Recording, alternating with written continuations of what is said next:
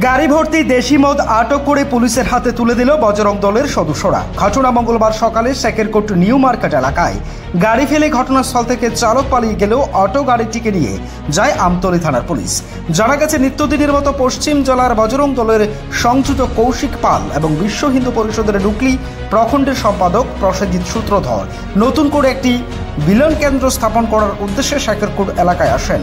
New market এলাকায় একটি auto গাড়ি দেখে বজরং দলের সদস্যদের সন্দেহ হলে গাড়িটির দিকে এগিয়ে আসতেই গাড়ি থেকে দুই ব্যক্তি নেমে দৌড়ে পালিয়ে যায়। সঙ্গে সঙ্গে বজরং দলের সদস্যরা আমতলী থানায় খবর পাঠালে তড়িঘড়ি ছুটে আসায় পুলিশ। আমতলী থানার পুলিশ নির্দিষ্ট ধারায় একটি মামলা হাতে নিয়ে উক্ত এলাকা থেকে গাড়িটিকে উদ্ধার করে নিয়ে যায় থানায়। রিপোর্ট ত্রিপুরা।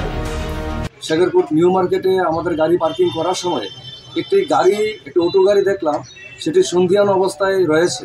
তো সেখানে আমরা গাড়ি পার্কিং করার সময় যখন সামনের দিকে এগোলাম, তখন গাড়ি থেকে দুইজন ব্যক্তি, হয়তো গাড়ির ড্রাইভার হতে পারে বা অন্য কেউ হতে পারে, গাড়ি থেকে হঠাৎ করে নেমে পালিয়ে গেল। তখন আমাদের একটি সন্দেহ হলো যে এখানে একটি হয়তোবা অবৈধ কোনো কিছু কার্যকলাপ চলছিল। তো সেহেতু আমরা আমাদের যে লোকাল থানা আমতলী থানাতে যোগাযোগ করি। তো আমতলী থানার পুলিশ প্রশাসন সর্বতোভাবে সহযোগিতা করার মাধ্যমে এখানে এসে দ্রুত গতিতে উপস্থিত হয় এবং উপস্থিত হয়ে ওই গাড়িটিকে জব্দ করে এবং গাড়িতে ওনারা অবৈধ কিছু নেশা জাতীয় দ্রব্য উদ্ধার করে এবং গাড়িটিকে থানায় উদ্ধার করে নিয়ে যায়।